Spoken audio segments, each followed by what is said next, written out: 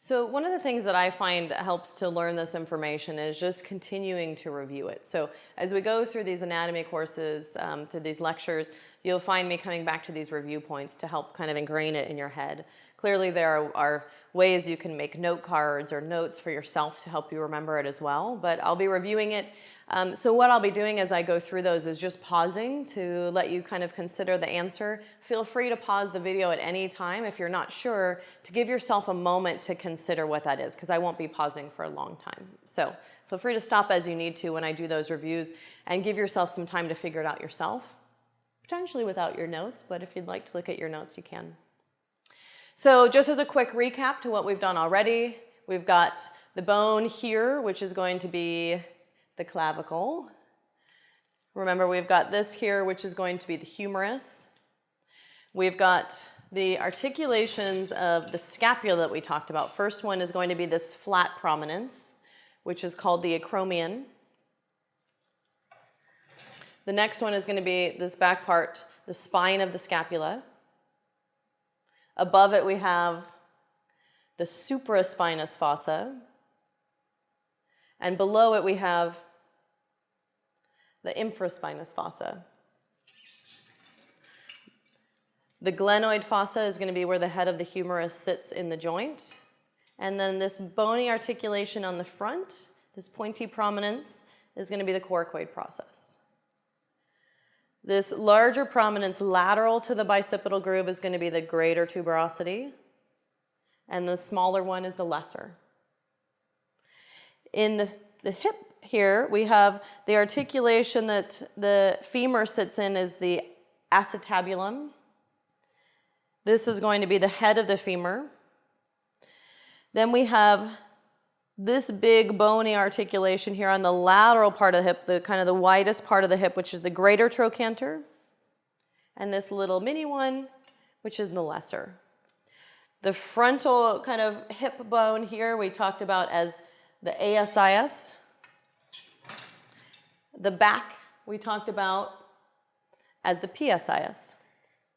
And just medial to the PSIS, we have a joint called the SI joint, which is where the sacrum and the ilium come together. We have how many lumbar vertebrae? We have 5. Thoracic, we have 12. Cervical, we have 7. So those are kind of some of the main reference points. Hopefully those are vivid in your mind. Now let's talk about joints.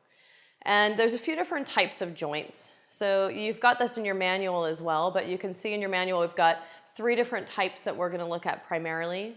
The third one is going to be the one that we're really focusing on. So we've got fibrous joints, which are flat bones, which have very little movement. We see this in the bones of the skull. Very little movement, but still we see these flat bones and joints. We have cartilaginous joints, which have a little bit of movement and are between cartilage and bones. We see this between the sternum and the ribs here. This is the cartilage that attaches them. And then the last one is going to be the one that we see most commonly, really in most of the freely movable joints of the body. We see these synovial joints. So we see this in the hip and the shoulder. We see this pretty much everywhere, even something as small as the AC joint. We see these synovial joints anywhere there's movement. The synovial joints have synovial fluid, which allows it to be lubricated to allow for movement and also to help slow down any degeneration that might happen. So within the synovial joints, we see this layer of bone itself. Then we see a layer of cartilage, which we'll talk about in a moment. Then on top of that, we have a capsule, which secretes synovial fluid to help, you can think of this as like the oil can for the joint to help keep it freely moving. Then we have ligaments on top of that, and muscles and tendons on top of that. And we'll talk about each of those in a moment. Different types of synovial joints. We've got a clear hinge joint here in the knee, which allows us to flex and extend, which is the main movement of the knee, even though we have a little bit of other movements here. The main joint is this hinge joint. We have gliding joints like the AC joint here, which just create a little bit of gliding movement there. And then we have things like the hip and the shoulder that are ball and socket joints. meaning there's the head of the femur that sits in the socket of the acetabulum that we talked about. So the next thing that we're going to talk about are those layers. So we've got the bony structure of these synovial joints. The next thing is going to be the cartilage. And the first layer of cartilage that we see is what's called hyaline cartilage or articular cartilage. It covers the articulating processes or the articulating structures, the parts of the bone that touch each other or articulate with each other. So this hyaline cartilage, you can think of it like a hard but smooth gliding surface for the bones to be able to glide over each other. I like to think about it somewhere in between the consistency of rubber and a skating rink. There's this kind of hard, smooth surface to it with a tiny bit of this kind of rubbery texture to it that allows for it to absorb shock, but also allow the bones to glide over each other. We talked about the bones as being somewhat porous before, so it is really important to have this covering on top of them to help slow down this natural degenerative process that happens in the body if we're lucky enough to live long enough. So there's this kind of strong support, protective covering that the cartilage creates, this kind of dense covering that the cartilage creates over the bone to create that smooth surface. The one thing I think that's really interesting about the cartilage is that, well, there's actually two things that are very interesting. One is that we have no direct blood supply to the cartilage, which makes sense because we know, most of us are very familiar, that once the cartilage is gone, it's gone. It's a very valuable substance in the body to some extent because of that. It's a very precious substance because it covers and protects the bones. So because of that lack of blood flow, it doesn't have the capacity to heal and regenerate, unfortunately. Now, the other thing that's really interesting is that there's no direct nerve supply to the articular cartilage either. So what that also means is that it doesn't necessarily have a voice for itself. So most of the time there is a lot of the pain that's associated with things like osteoarthritis that really comes from the surrounding tissues more than the actual cartilage itself, because the cartilage does not have direct nerve supply. So the cartilage has to receive its nutrition from the surrounding fluids around the joint and from the bone itself. Now, there's another type of cartilage. So we've got the articular cartilage that covers the ends of the bones that articulate and rub against each other to help them translate over each other and to help absorb impact anytime we're walking or moving. Then we have another type of cartilage that we find in different parts of the body depending on the joint. I'll talk about the shoulder and the hip first. We see what we talk about as the labrum, which is a fibrocartilage. In the knee, we talk about this as the meniscus. But these are just different types of cartilage that we find. They're fibrocartilage. Part of it helps the bones to fit better, more fit together a little bit easier. In the shoulder and the hip, what we see is that this fibrocartilage, this labrum, helps to create like a lip around the joint. You can imagine here in the shoulder joint, you can see that the glenoid fossa that the head of the humerus sits in isn't very deep. Right? It's not like the hip where it's really encapsulated by bone. So this little lip of the labrum becomes a really important structure to help deepen the divot that it sits in, as well as for the hips. Think about how much we stand on our feet, how much we move on our legs. This natural supportive encasement of the bone and the labrum is really important to the structure and integrity of the hip. So this labrum, you can think of it like a little piece of Play-Doh. If you were to have a piece of Play-Doh and you were to roll it up and you were to line it around the outer edge of the joint, either the hip or the shoulder here, it creates an extra little lip to create a little bit more stability, to help the bones fit together a little bit better, and as an effect to help reduce friction and impact, to absorb shock, and clearly to help slow down degeneration as a result of those things. The meniscus is very similar. Again, it helps the bones to fit together. It helps to absorb shock. It helps to decrease friction, and it helps to slow down that degenerative cycle. So we have the two different types of cartilage, both the articular hyaline cartilage is that smooth cartilage that helps the bones rub past each other, as well as this fibrocartilage, this kind of lip around or within the joint itself to help cushion and help to slow down degeneration. The next thing we want to look at is on top of that we have bony structure first, we have cartilage next, and the next feature on top of that is going to be the capsule. So the capsule is going to first connect one bone to the other, but more importantly, it's going to be like a sack.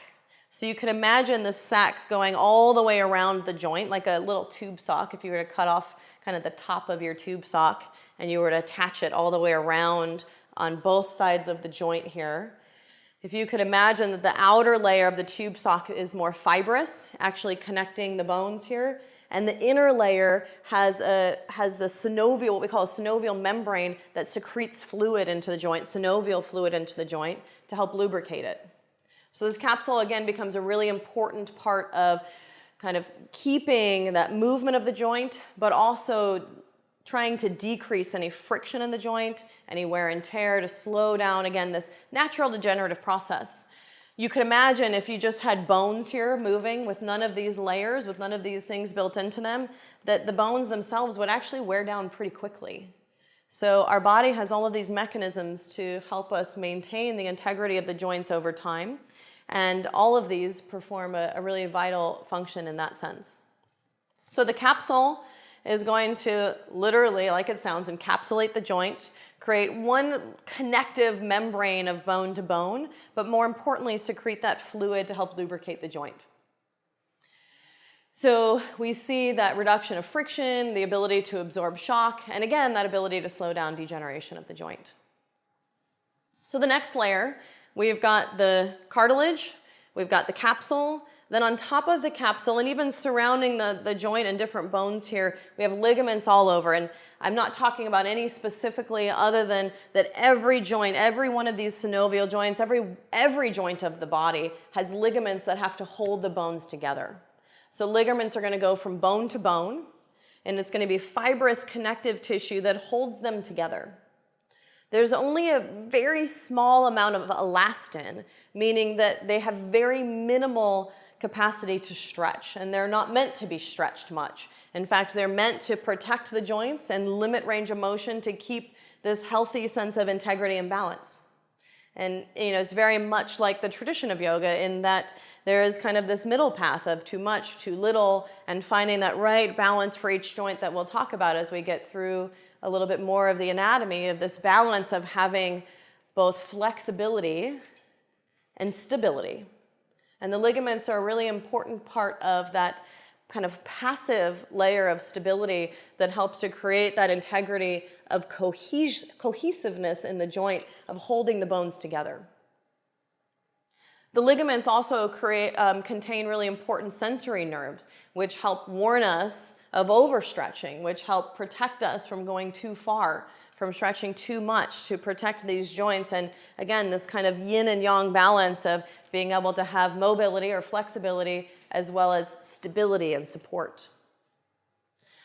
The ligaments, however, also have very little blood supply. So the tricky thing about the ligaments is if I do overstretch them or injure them to some capacity, they do heal very slowly. So it becomes a really critical component with the ligamentous structure of supporting the bones. We kind of forget, I think in yoga, we tend to really emphasize our mobility and our flexibility, but there really is this precious balance of being able to have this balance of mobility and stability that creates this sense of integrity in the joint. Balance, balance, balance. So a few ligaments, I've named a few in your manual, mainly in the knee. Those are probably the ones you'll hear about the most. All of these ligaments have names, but as yoga teacher, I don't think it's the most important thing to fill your brain with at first, or you may never want to learn the names of all the ligaments. But there are a few in the knee that you'll probably hear about from time to time. The MCL, or the medial collateral, the LCL, the lateral collateral, which are really important for medial and lateral knee stability. And then we've got the ACL and the PCL, which run deep through the center of the knee, which help with really stability in many different ranges of motion there. So in general, we want to think about the ligaments as being really important passive stabilizers, but this whole system works together. So if you come back to those layers, if you can visualize that, because we don't really get a chance to see our joints in ourselves, what you want to kind of visualize here is that we've got the bony structure, we've got the cartilage that lines the bones, and then potentially that lip of cartilage around as well. We've got the capsule then, that kind of tube sock around it that secretes synovial fluid to help lubricate the joint. And then the ligaments are really going to help reinforce the capsule and that connection of bone to bone, of holding the bones intact. And all of those together create this sense of stability. Now, we haven't really mentioned it just yet, but it's important to note that when we look at the bony structure, there are differences in the shapes of the bone and the articulation of the bone from one person to the next. And how the bones articulate can also play a role in that stability or lack of stability, as well as our range of motion or lack of range of motion. And it's really almost impossible to really know what that bony structure is from person to person, but as a yoga teacher, to recognize that there will be considerable variance from one person to the other. So that if nothing more, it might be just a change in our expectations, that every pose might look slightly different for each person, and each bony structure might be slightly different for each person as well. Now, a lot of those differences will be really small, so it might not be anything that influences us extremely, but that there are some that will be influential to our movement patterns. So just tuck that away in your head for now, and when we come back, we'll look at the tendons and the muscles.